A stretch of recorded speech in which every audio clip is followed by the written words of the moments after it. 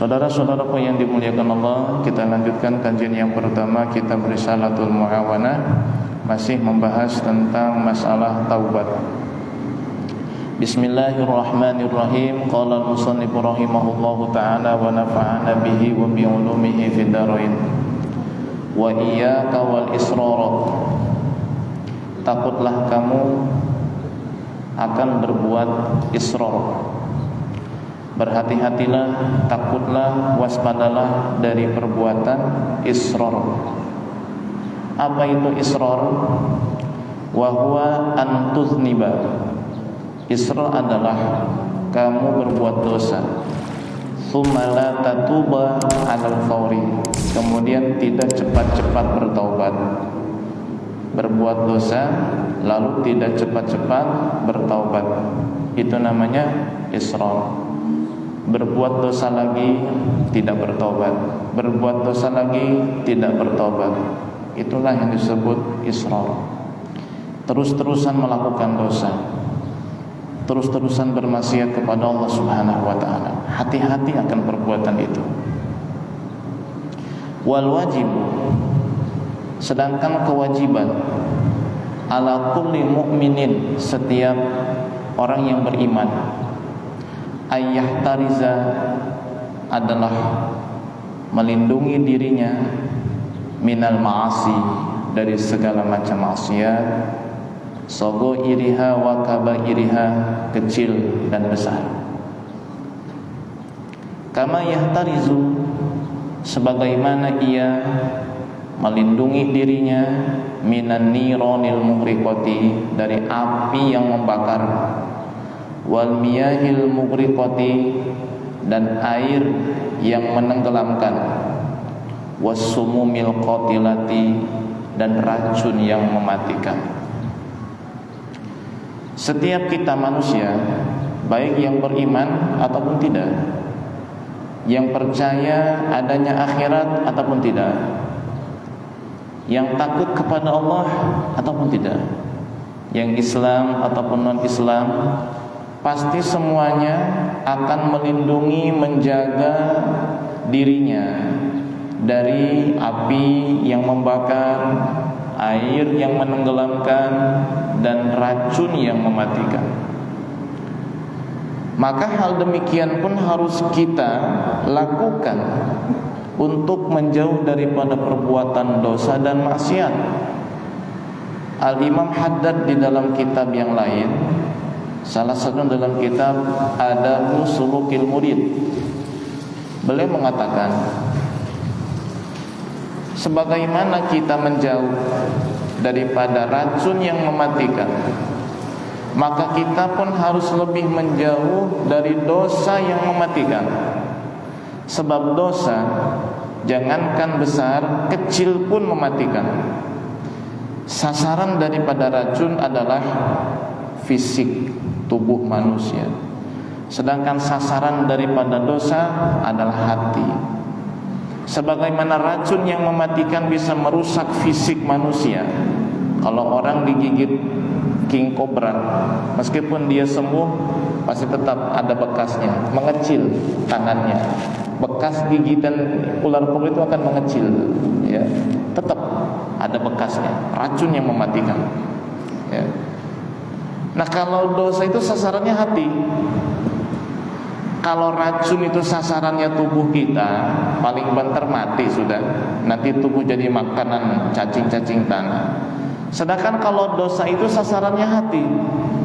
Kalau hati sudah dibuat rusak oleh dosa, bahkan sampai hati itu mati, jangan pernah ada harapan selamat di hari kiamat. Sebab Allah berfirman, yauma la yanfa'u malu wala banuna illa man atallaha biqalbin salim. Suatu hari nanti, harta, anak turunan kita semuanya tidak akan ada yang bisa memberi pertolongan kepada kita. Harta tidak bermanfaat, anak turunan kita tidak bermanfaat, apalagi teman tidak bermanfaat. Yang selamat pada hari itu adalah man atallaha biqalbin salim, orang yang berjumpa dengan Allah, datang kepada Allah membawa hati yang bersih. Qalbin salim, hati yang bersih, bersih dari dosa, bersih dari penyakit-penyakit hati. Tidak ada orang yang masuk neraka gara-gara sakit perut. Tidak ada yang masuk neraka gara-gara sakit paru-paru. Tidak ada yang masuk neraka gara-gara ginjal, jantung, diabetes. Gak ada. Gak mungkin ada orang masuk neraka ditanya, kenapa kamu ke neraka? Oh, dulu karena saya sering sakit kepala. Gak ada ceritanya. Tapi orang masuk neraka tidak sedikit gara-gara sombong, penyakit hati, gara-gara ujub, membanggakan amal sendiri, gara-gara bakhil, pelit, ya, gara-gara ria, pamer, sum'ah, ingin terdengar sama orang, gara-gara penyakit hati semua itu.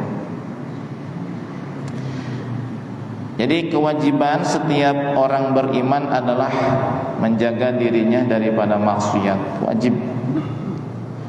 Wala yahtari dzamba, jangan pernah sekali-kali memilih melakukan dosa. Wala yaqsidhu, jangan pernah sekali-kali berniat ingin melakukan dosa. Wala yatahaddats bihi, jangan pernah sekali-kali punya tujuan, ya, punya harapan, berkeinginan melakukan dosa. Jangan pernah membisiki hati kita untuk berbuat dosa. Wala yatahaddats bihi. Orang itu kan sebelum berbuat dosa, dia akan memikirkan itu dalam hatinya. Oh, nanti saya begini. Itu kan dipikirin dulu. Yatahaddats bihi itu jangan itu. Ya. Berbuat dosa jangan, mikirin mau berbuat dosa juga jangan. Wala yatahaddats bihi. Qabla wuqu'ihi, sebelum melakukan dosa. Jangan pernah mikirin mau berbuat dosa sebelum berbuat dosa. Karena tindakan seseorang itu kan anak-anak dipikirin dulu kan. Nanti pulang dari sini, ini nanti malam libur, besok nggak kerja. Saya punya janji dengan janda pirang, ya, kan dipikirin dulu tuh. Ini belum berbuat dosa, ini belum, tapi udah dipikirin. Mumpung hari libur, saya masih punya cuti 11 hari. Ya, hari Jumat saya ambil cuti, Sabtu Minggu libur panjang, saya mau kembali dengan janda pirang. Wah, ini kan ya tahaddats bihi. Jangan itu. Jangan. Wala yafrah, dan jangan pernah sekali-kali bahagia bihi, dengan perbuatan dosa, ba'dal wuqu'i, setelah melakukannya. Sebelum melakukan dosa jangan mikirin, setelah melakukan dosa jangan senang. Berarti ini dosanya bertumpuk. Ketika dia sebelum melakukan dosa dipikirin dulu, direnungkan dulu. Ngerenung ini bukan merenungkan akibatnya, tapi bagaimana supaya maksiat ini bisa dilaksanakan, bisa terjadi. Itu dosa. Kemudian dia berbuatnya dosa. Setelah berbuat dosa, dia senang dengan perbuatan dosanya. Itu dosa lagi. Senang dengan perbuatan dosa. Berbuat maksiatnya dosa, senang telah melakukan maksiat pun dosa. Karena ada orang yang bangga ya dengan perbuatan dosanya. Saya dapat slot 10 juta, senang gitu. Itu dosa. Main slotnya dosa, senang dia main slot pun dosa. Naudzubillah. Fa idza waqa'a fihi, jika seseorang sudah melakukan dosa, kanal wajibu alaihi, maka kewajibannya adalah satrohu, menutup dosa tersebut, wa karohatahu, dan membencinya, wal mubadarata bitaubati, dan segera bertaubat minhu, dari dosa, fil hali, saat itu juga. Kalau kita sudah terjatuh berbuat dosa, nah kita kan nggak munafik ya, manusia biasa. Kita ini bukan orang soleh, bukan wali, apalagi nabi. Sekelas wali dan orang soleh saja itu tidak maksum, tidak dijaga dari perbuatan dosa. bisa melakukan dosa, bisa berbuat dosa, sekelas wali dan orang soleh. Apalagi kita yang bukan soleh, ya.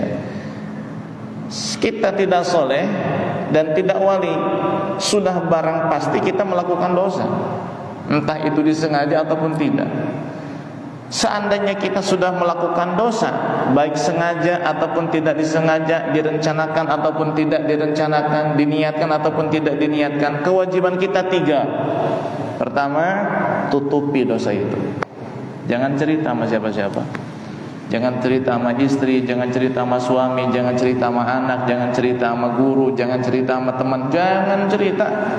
Tutup serapat mungkin. Yang kedua, benci, membenci dosa itu, kemaksiatan itu, benci, misal, ya, benci.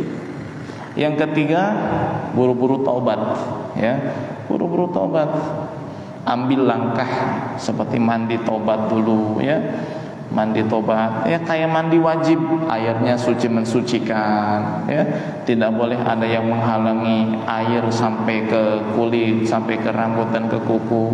Ketika menyiramkan air ke kepala, niat nawaitu gusla litaubah, nawaitu gusla litaubah, saya niat mandi untuk taubat lillahi ta'ala, karena Allah ta'ala. Mandi.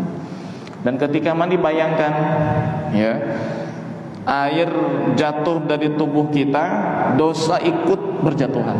Bayangkan itu, ya, kita membasuh wajah, bayangkan dosa yang di mata kita, di wajah kita ikut berjatuhan bersama dengan air tersebut.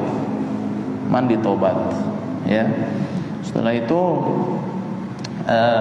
ambil wudu, kemudian sholat sunnah wudu, ya. Lalu sholat sunnah taubat, minta ampun sama Allah Subhanahu Wa Taala. Filhal, jangan ditunda saat itu juga, ya. Awas. Jadi langkah pertama kalau kita sudah berbuat dosa harus ngapain?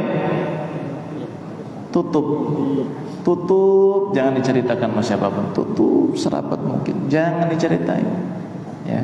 Ini kan cerita curhat. Kata yang dicurhatin, saya juga sama kayak begitu. Akhirnya, ya, cocok, ya, masing-masing ceritakan dosa. Aja sama. Ini dosa kita sendiri, apalagi dosa batur, dosa orang. Ya.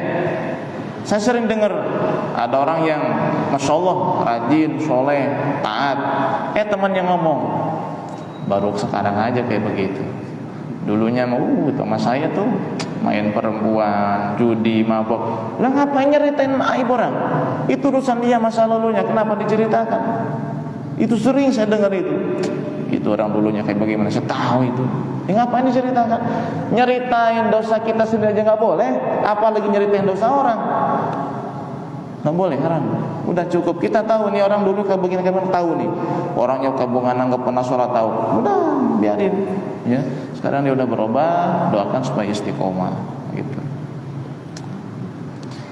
Kecuali kalau dia mengizinkan, misalnya, Pak Ustaz nggak apa-apa, ceritakan, ya, masa lalu saya, biar jadi contoh buat yang lain supaya bertobat, gitu. Itu nggak apa-apa, ya. Tapi awas, jangan ada kebanggaan menceritakan maksiat itu.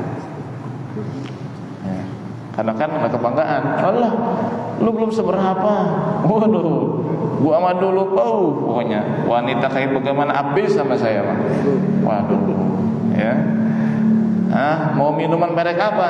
Whisky, brandy, vodka, AOA, topi miring, habis sama saya. Waduh, ya, apa yang diceritakan? Jangan. Wa alaika bitajdidi taubati, hendaklah kamu memperbaharui taubat, wal mubadarati biha, dan bersegera bertaubat fi kulli hinin, di setiap waktu. Fa inna dzunuba, karena sesungguhnya dosa-dosa katsiratun itu banyak. Wal abdu, sedangkan seorang hamba, la yakhlu, tidak akan bisa kosong, fi dhahirihi wa batinihi, dhahir batinnya, min ma'asin adidatin, dari maksiat yang bermacam-macam. Wa in hasunat haluh, meskipun dia orang baik. Wastaqamat tariqatu, istiqamah jalannya. Wadamat ta'atu, selalu taat. Jangan kira saya akan suka haji, suka maulidan, suka datang ke rumah ustaz, kiai, silaturahim. Ngapain saya bertobat? Ya, saya kan udah baik, saya kan orang soleh. Meskipun ente orang baik, meskipun ente istiqomah, meskipun ente itu taat selalu sama Allah, perbaharui tobat. Setiap malam tobat. Makanya ajaran salafus soleh itu senantiasa sholat sunnah tobat tiap malam. Tiap malam. Bisa sebelum tidur, bisa bangun tidur. Kalau Abah Anom Suryalaya Tasikmalaya ya, beliau itu punya kebiasaan jam 2, setengah 3 bangun ya. Kemudian diawali dengan sholat sunnah tobat, dengan mandi tobat, kemudian sholat sunnah wudu, lalu sholat sunnah tobat tiap malam. Itu siapa itu?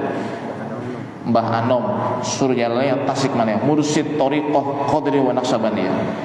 Ketika salah satu ulama Thariqah dari negeri Irak ditanya, bagaimana pendapat anda tentang Abah Anom? Kata beliau, Abah Anom adalah Bahrut Thariqah, lautannya Thariqah. Abah Anom Suryalaya Tasikmalaya, ahli Allah, waliullah, tapi tiap malam mandi tobat, sholat sunnah tobat. Kenapa? Ini begini. Karena setiap hamba manusia itu enggak kosong dohir batinnya dari dosa. Kalau dohirnya enggak dosa, ya mungkin batinnya yang dosa. Kayak merasa soleh, senang dipuji, itu emang enggak dosa? Dosa itu. Cinta dunia emang enggak dosa? Dosa. Cinta jabatan, dosa. Panjang angan-angan, dosa. Jangan dikira dosa cuma zina, judi, mabuk, berbohong. Itu mah dosa dohir. Lebih parah dosa batin, ya. Dosa batin itu lebih parah, ya. Sombong itu dosa batin parah. Naudzubillah min dzalik. Ya. Jadi meskipun orang baik, meskipun merasa, apalagi udah merasa ya, merasa soleh, udah banyakin taubat sama Allah. Wa hasbuka, cukup bagimu. Anna Rasulullah sallallahu alaihi wasallam, bahwasanya Rasulullah sallallahu alaihi wasallam kana ma'a ismatihi, padahal beliau itu maksum, dijaga dari perbuatan dosa. Wa kamalihil mutlak, sempurna secara mutlak. Yatubu ilallahi ta'ala, beliau bertobat kepada Allah.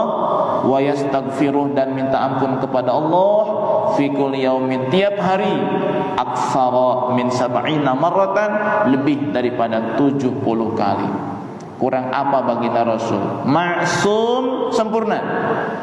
Tidak ada makhluk, bukan manusia, makhluk, jin, manusia, malaikat, enggak ada yang melebihi kesempurnaan Nabi Muhammad sallallahu alaihi wasallam.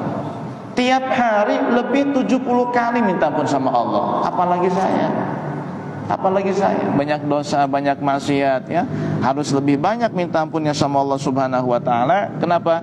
Karena mungkin merasa zahirnya tidak berbuat maksiat, tapi mungkin hati yang kadang-kadang berbuat maksiat, ya.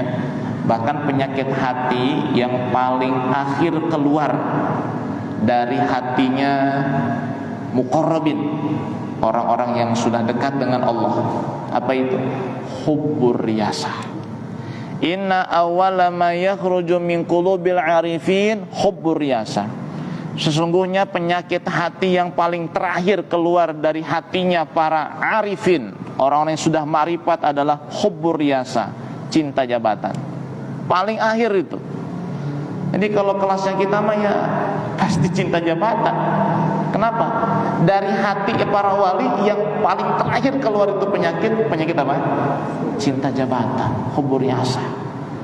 Hubbud dunia mungkin sudah hilang, sombong sudah hilang, ujub bangga sudah hilang, riya sudah hilang, panjang angan-angan sudah hilang, suudzon dah enggak ada. Tapi kadang nih hubbur riyasah masih ada. senang dimuliakan, senang diagungkan, ya. Ketika ada yang ngasih sambutan al-mukarram yang kita hormati, Kiai Haji fulan, oh senang anebut kiai, ya. Al-ustaz, oh senang disebut ustaz. Giliran enggak pakai ustaz, enggak pakai kiai, disebut cuman selamat datang Bapak fulan. Enggak ada hajinya, enggak ada kiai, enggak ada ustaz, dalam hati, oh ini orang usul adab. Wah, ini orang enggak punya adab sama saya. Waduh, hubbur riasa, senang jabatan. Masyaallah, ya. Wa alaika wallahu a'lam bis-shawab.